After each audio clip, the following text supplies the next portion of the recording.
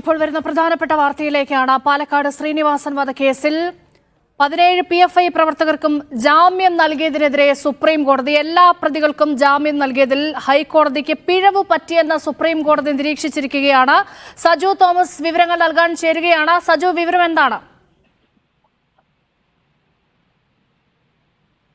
17 PFI പ്രവർത്തകർക്ക് ജാമ്യം നൽകിയതിനെതിരെയാണ് ഇപ്പോൾ സുപ്രീം കോടതി നിശിതമായ വിമർശനം ഉയർത്തിയിരിക്കുന്നത്. എല്ലാ പ്രതികൾക്കും ജാമ്യം നൽകിയതിനാൽ ഹൈക്കോടതിക്ക് പിഴവ് പറ്റിയെന്നാണ് ഇപ്പോൾ സുപ്രീം കോടതി വ്യക്തമാക്കിയിരിക്കുന്നത്. ഓരോ പ്രതികളുടെയും പങ്ക് പ്രത്യേകം പരിശോധിക്കാതെയാണ് ഹൈക്കോടതി ഉത്തരവെന്നും ഇപ്പോൾ സുപ്രീം കോടതി നിരീക്ഷിച്ചിരിക്കുകയാണ്. എന്തായാലും പാലക്കാട് ശ്രീനിവാസൻ വധക്കേസിൽ നിർണായകമായിട്ടുള്ള ഒരു നിരീക്ഷണമാണ് ഇപ്പോൾ സുപ്രീം കോടതിയുടെ ഭാഗത്തുനിന്നുണ്ടായിരിക്കുന്നത്. 17 PFI പ്രവർത്തകർക്കും ജാമ്യം നൽകിയത് അത് ഹൈക്കോടതിക്ക് പിഴവ് പറ്റിയെന്നാണ് ഇപ്പോൾ സുപ്രീം കോടതിയുടെ നിരീക്ഷണം. രേഷ്മ, വളരെ പ്രധാനപ്പെട്ട വാർത്തയാണ്. കേസിലെ പ്രതികളായ 17 PFI പ്രവർത്തകർക്കും ജാമ്യം നൽകിയതിനെതിരെയാണ് സുപ്രീം കോടതിയുടെ വിമർശനം. എല്ലാ പ്രതികൾക്കും ജാമ്യം നൽകിയതിൽ ഹൈക്കോടതിക്ക് പിഴവ് പറ്റിയെന്നാണ് സുപ്രീം കോടതി നിരീക്ഷിച്ചിരിക്കുന്നത്. ഓരോ പ്രതികളുടെയും പങ്ക് പ്രത്യേകം പരിശോധിക്കാതെയാണ് ഹൈക്കോടതി ഉത്തരവെന്നും നിരീക്ഷിച്ചിരിക്കുകയാണ്. സജു തുടരുന്നുണ്ട്. സജു, എന്തെല്ലാം വിമർശനങ്ങൾ കോടതി ഉന്നയിക്കുന്നുണ്ട്?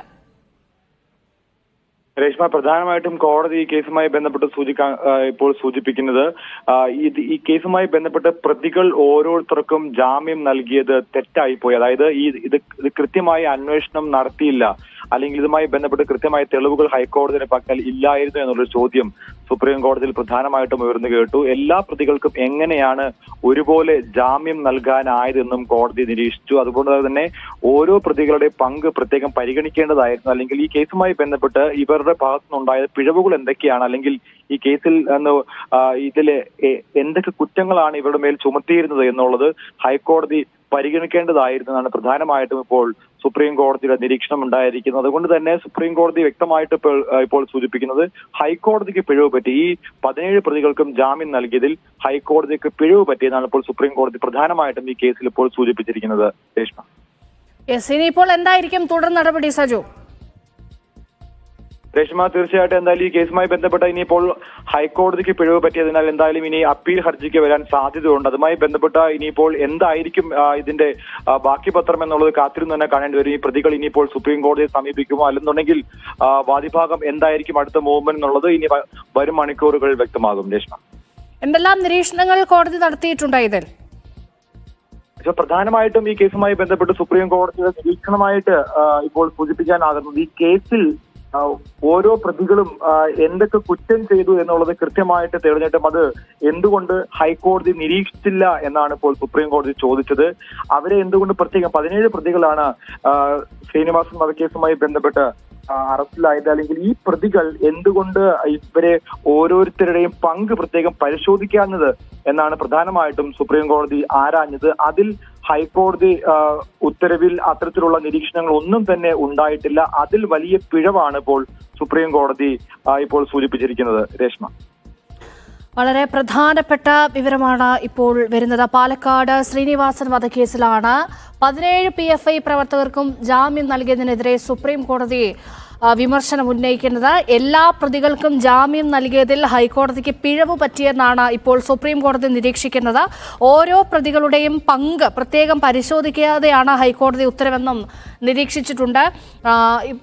സജു തുടരുന്നുണ്ട് വിവരങ്ങൾ നൽകാൻ. സജു, ഇന്നിപ്പോൾ ഈ കേസുമായി ബന്ധപ്പെട്ട് ഏത് സന്ദർഭത്തിലാണ് കോടതി ഇത് പരിഗണിച്ചത്?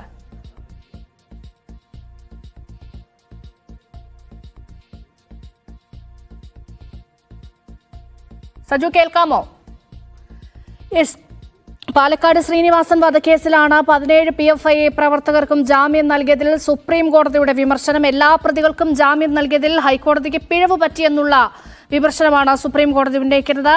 ഓരോ പ്രതികളുടെയും പങ്ക് പ്രത്യേകം പരിശോധിക്കാതെയാണ് ഹൈക്കോടതി നടപടിയെന്നാണ്, ഹൈക്കോടതി ഉത്തരവെന്നാണ് സുപ്രീം കോടതി ഇപ്പോൾ ഇതിൽ നിരീക്ഷിച്ചിരിക്കുന്നത്. സജു തുടരുന്നുണ്ട് വിവരങ്ങൾ നൽകാനായി. സജു, ഒരിക്കൽ കൂടി കോടതിയുടെ നിരീക്ഷണങ്ങൾ പറയൂ. കോടതി സൂചിപ്പിക്കുന്നത്, അതായത് 17 പ്രതികളെ കേസുമായി ബന്ധപ്പെട്ട് ഹൈക്കോടതി വന്നപ്പോൾ ഇവരുടെ തെറ്റുകൾ, അല്ലെങ്കിൽ ഇവരെ എന്തൊക്കെയായിരുന്നു ഇവരുടെ ഭാഗത്തുനിന്നുണ്ടായ പിഴവുകൾ, അത് കൃത്യമായിട്ട് ഹൈക്കോടതിക്ക് നിരീക്ഷിക്കാനായില്ല എന്നൊരു ചോദ്യമാണ് ഇപ്പോൾ പ്രധാനമായിട്ടും കോടതി ഉന്നയിച്ചിരിക്കുന്നത്. ഈ കേസുമായി ബന്ധപ്പെട്ട് മുൻപും സമാനമായ രീതിയിൽ പല ആരോപണങ്ങളൊക്കെയും ഉയർന്നതാണ്. അതിന്റെ പശ്ചാത്തലത്തിലാണ് സുപ്രീം കോടതിയിലേക്ക് ഈ കേസിന്റെ അപ്പീൽ വന്നിരിക്കുന്നത്. എന്തായാലും അതുമായി ബന്ധപ്പെട്ട് വലിയ ഒരു നിരീക്ഷണം അല്ലെങ്കിൽ ഒരു വിമർശനമാണ് ഇപ്പോൾ ഹൈക്കോടതിക്കെതിരെ സുപ്രീം കോടതിയുടെ ഭാഗത്തു നിന്നും ഉണ്ടായിരിക്കുന്നത്. പ്രധാനമായിട്ടും സുപ്രീം കോടതി ചൂണ്ടിക്കാണിക്കുന്നത് 17 പ്രതികൾക്കും അല്ലെങ്കിൽ 17 പ്രവർത്തകർക്കും PFIയുടെ 17 പ്രവർത്തകർക്കും ജാമ്യം നൽകിയതിനെതിരെയാണ് സുപ്രീം കോടതി ഇപ്പോൾ ഒരു സജു, അങ്ങനെയാണെങ്കിൽ ഇവരുടെ ജാമ്യം റദ്ദാകാൻ സാധ്യതയുണ്ടോ? രേഷ്മ, തീർച്ചയായിട്ടും അങ്ങനെ വരികയാണെങ്കിൽ ജാമ്യം റദ്ദാവാനുള്ള സാധ്യതയുണ്ട്. പ്രത്യേകിച്ച് ഇതിപ്പോൾ സുപ്രീം കോടതിയുടെ ഇത്തരത്തിലുള്ള നിരീക്ഷണം ഹൈക്കോടതിക്ക് തെറ്റുപറ്റി എന്ന രീതിയിലേക്ക്, ഹൈക്കോടതിക്ക് പിഴവ് സംഭവിച്ചു എന്നുള്ള രീതിയിലേക്ക് സുപ്രീം കോടതിയുടെ നിരീക്ഷണം വന്ന സ്ഥിതിക്ക് ജാമ്യ വ്യവസ്ഥയിൽ അല്ലെങ്കിൽ റദ്ദ് ചെയ്യപ്പെടുന്ന നടപടിയിലേക്ക് പോലും പോകേണ്ട സാഹചര്യമാണ് ഇപ്പോൾ വ്യക്തമാകുന്നത്.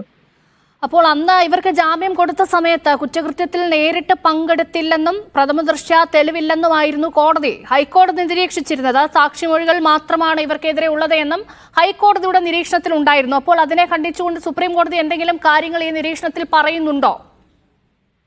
രേഷ്മ, അത് തന്നെയാണ് ഞാൻ സൂചിപ്പിച്ചത്. പ്രധാനമായിട്ടും ഈ കേസിന്റെ നാൾവഴികൾ നോക്കുകയാണെങ്കിൽ ഇത്തരത്തിലുള്ള ഈ സാക്ഷി മൊഴികളുടെ പശ്ചാത്തലത്തിൽ മാത്രമാണ് ഈ പ്രതികൾക്കെതിരെ ഹൈക്കോടതിയിൽ ഇത്തരത്തിലുള്ള വാദഗതികൾ ഉയർന്നു വന്നത്.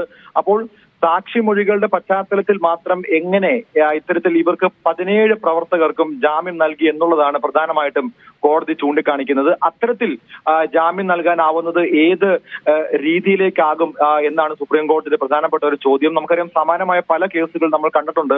സുപ്രീം കോടതിയുടെ ചരിത്രം പരിശോധിക്കുകയാണെങ്കിൽ ഇത്തരത്തിൽ ഇങ്ങനെയുള്ള കേസുകൾ വരുമ്പോൾ സാക്ഷിമൊഴികൾ വെച്ച് ജാമ്യം നൽകുകയാണെങ്കിൽ അല്ലെങ്കിൽ തെളിവുകളുടെ അഭാവത്തിൽ സാക്ഷിമൊഴികൾ വെച്ച് ജാമ്യം നൽകുകയാണെങ്കിൽ അത്തരത്തിലുള്ള കേസുകളൊക്കെയും ജാമ്യാവസ്ഥ റദ്ദ് ചെയ്യുന്ന കാഴ്ചകളൊക്കെ നമ്മൾ കണ്ടതാണ്. അത് എന്തുകൊണ്ട് ഇപ്പോൾ ഹൈക്കോടതി പോലെ അല്ലെങ്കിൽ ഹൈക്കോടതി അത്തരത്തിലുള്ള ഒരു വീഴ്ച പറ്റിയത് എന്താണെന്നാണ് ഇപ്പോൾ സുപ്രീം കോടതി ആരാഞ്ഞിരിക്കുന്നത്. എന്തായാലും